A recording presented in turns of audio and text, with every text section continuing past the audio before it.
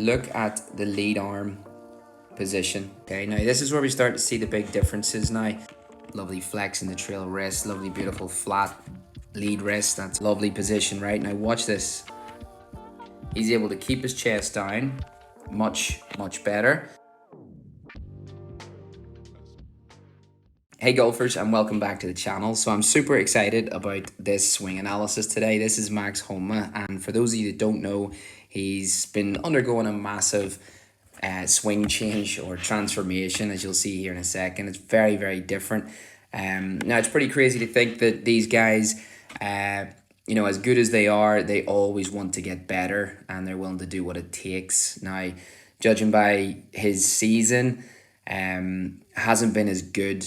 Before the swing change, he was 41st in the world, 35th in FedEx Cup ranking, obviously a pretty stellar player.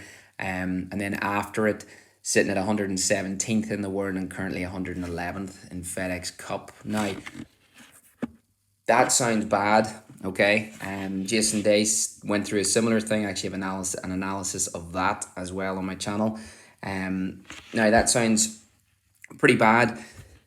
Why has he made a change to swing? Surely he's worse for it. Sometimes in golf, you got to take one step back to take two steps forward. Changing your swing isn't easy. It requires patience, but he obviously is doing it for a reason. And I think when we dig into this swing here, you're going to see some massive improvements. Anyway, I certainly do. And I think it's going to be great for him going forward. So let's dig into it. Setup, not a whole lot of difference. Probably the right shoulder here on the new one is a little bit more forward, but outside of that, nothing massively different here. Okay, it's when we start to take the club away, and in particular into the P6 position, which is shaft parallel to the ground in the downswing, or the last parallel. You'll see some differences. Now, one thing I will say is the one on the left is like super slow-mo, so I'm able to stop at all these different frames. The one on the right is one that Max himself just posted yesterday, and it's not in full slow-mo, so it might miss a couple of frames in that, but we'll do what we can.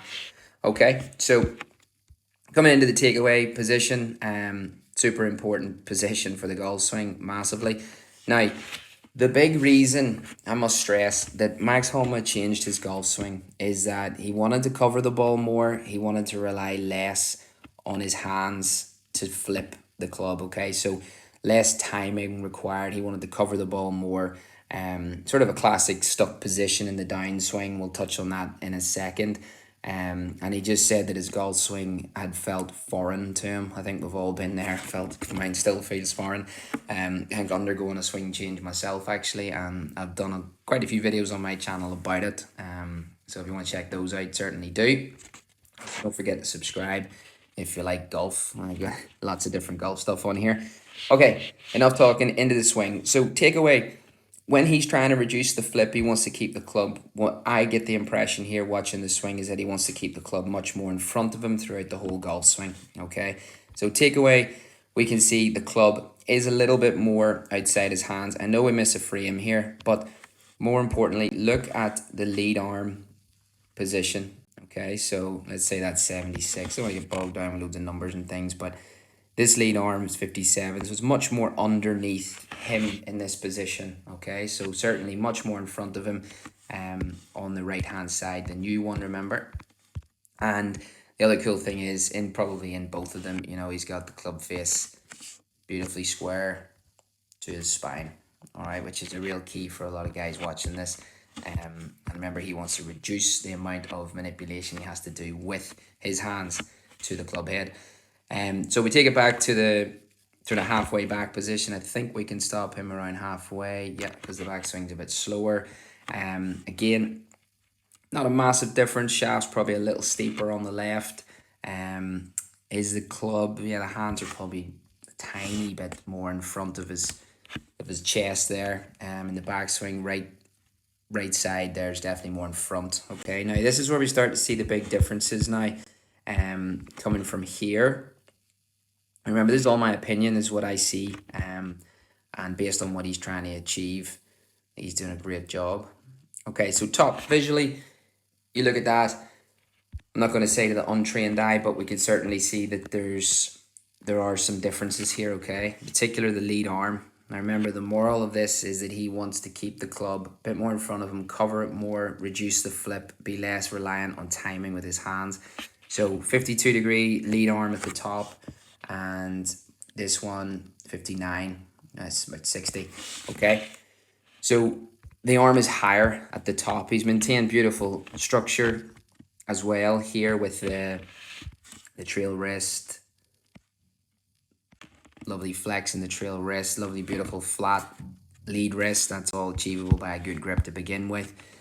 Club face as well is beautiful. Right, now here's where it gets really, really interesting. Okay, if we take him down on this left hand side here, okay, so we will see, and we will stop again, lead arm parallel in the downswing, and we'll do the same here. Now I'm going to miss a frame here slightly, but if you can hang with me, we'll probably go with this one because this is a little bit closer to lead arm parallel. Massively different where those hands are, okay? Or can we even bring him back just a little bit to match that? Yeah, so you see a massive difference now. The kind of the shaft through the shoulder, and over on this side here, it's a little bit beneath it, right? Now this is where it all starts to kind of, where you really see it now in this P6 position, which we'll look at next. But what I must stress is, yes, the P6 position is massively different, but it's all the little things that he's done before or prior to that that have improved that point. I'm sure he's worked on that position in its own right, probably freezing in that position. Should also mention as well, yes, he changed his coach, by the way, to change his swing. And yeah, it's pretty interesting how these guys do it. Okay, there it is. This lovely position, right? Now watch this, okay? That is so different. It's unbelievable, okay? Just a highlight, okay? We can see the hips on the left here certainly more rotated. I don't have 3D to back that up, but it's pretty clear. There's definitely a little bit more rotation on the left there. Now, this is beautiful because see this right elbow here, and look at it here, right? See how you can notice some space between the right hip and elbow. So club, again, way more in front of him, creating tons more space. Probably the feeling for him is, to get that left hip back out of the road, really feel those hips pushing back in the downswing to create a ton of space through this area for the arms to swing, so he can play golf more underneath him rather than in front of him. And this again, just kind of leading up to this, how cool this is. Look at the club head, okay, versus here. All right, I'll try and zoom in a little bit on these so that you can see. All right, so if you look at the one on the left, this is what's called a club behind the hands. So behind the hands, basically, when you're looking from down the line, means behind the hands is to the left, and in front of the hands would be to the right. So he's certainly on this left hand side. The club's very much behind him. Now, what can that do for him? Well, he can obviously hit great shots. We know he can. We've seen him. He's tried and tested. It's not like he's some guy just coming through the ranks. I mean, he's proved himself loads of times. But from here, some of the issues that you can get is that the path of the club can move a little bit too much to the right, depending on how he compensates. Now, they're certainly one of the best golfers in the world. They're going to do some amazing things from here. But typically from that position, the path can move right. Now, the problem is if you square the club face up with that path, and the ball will just stay to the right, okay? If he gets to the point where he then gets the club face sitting just left of that path, but let's say right of the target, okay, that's your draw.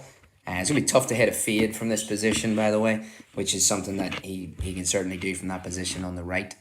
So now, if that's it, that's a nice draw. If he gets the club face then a little bit square to the target, he's going to overdraw the ball, and sometimes he may close the face excessively this way and then get a bit left, okay? Now, can he play good from there? Yes. Can you? Yes. What does it require? A little bit more, not to say talent, but coordination and skill to be able to manage that. I know all too well, if you've been watching my journey back to professional golf, that is a definite tendency of mine to get very flippy through and decent enough with my hands to make it work, but under pressure, I mean, that's one of the things that we wonder why these guys change their swing. Now, it's one thing being able to stand on a range at their home course, preparing for a tournament, being able to dial it in. But when the heat is on, the pressure, a bit uncomfortable, they need to make that shot. That's when they know, they go, that's when your swing tendencies are going to come out. That's something for you guys to learn as well. If you feel a bit nervous or a bit, you've got a score going and you see a shot continually coming, that is your miss. For me, it's to the right, because I'm scared of flipping it, so I just leave it out to the right. So definitely tap into that and think about, where is your miss. But certainly from here now, he's going to have to, be a little bit more handsy on the way through. He's not too handsy there, don't get me wrong. He doesn't exactly flip it over, but struggles to cover the ball from that position, okay, and get the chest down. Now, if you look at this one on the right, he's able to keep his chest down much, much better. Club now, if you look just behind the hands at P6, great spot, and it's also tipped down ever so slightly. If you catch the there, it's just tipped down as perfect. Look at the wrist, trail wrist bent, lead wrist actually slightly bowed. Fantastic, tons of space, chest pointing down to the ground. He can cover the golf ball from here beautifully. And look at that, coming into impact, trail arm stays bent. Absolutely wonderful. And then the club actually, I wonder, does it actually exit? Because when I was going through these, I didn't go into too much detail about post impact. Let's see there. Yeah, okay, cool. So you can actually see here, look at how the club, the handle exits more left. Okay, so it's disappearing a little bit sooner. All great players are going to have that, okay? And yeah, absolutely love it. And it's something we should see, if I'm right in this, we should see the club exit a little lower through the back, probably through the base of the shoulder. Yeah, you can see it there. So that's all stuff way earlier in the chain, but very, very cool to see. You can probably sense the excitement, because I love Max Homa. I think he's great. I think his social media, he's funny. Just seems like a cool guy, and I want to see him do well. Love the changes he's made. I actually said about Jason Day when he changed his, even though he didn't do as well, as like, you just wait, he is going to win, and I think Max will be exactly the same. But yeah, you can certainly notice how much lower that club exits out this side, and then of course into a nice, lovely finish as always, nicely balanced. Okay, so yeah, I mean, listen, this is something I just like to do. I do this quite a lot, just kind of nerding out in golf swings. Maybe you watching this, you like to do the same. These are my thoughts on his swing and what I see. And that's just going from what he has said about, wanting to cover the ball. These changes that he's making, I wish that I could do as well, because I'm working on it, just like any of you guys. But yeah, really fascinating stuff. Hope you enjoyed this video, guys. If you have any questions, please just drop them in the comments. Don't forget to subscribe to the channel if you like golf. I've got different golf videos, my comeback journey to professional golf. I've got swing analysis, swing tips, everything that you could imagine. And we've got a nice little community on here of people. And yeah, we have good times. So anyway, hope you enjoyed the video, guys. And thanks, and I'll see you in the next one.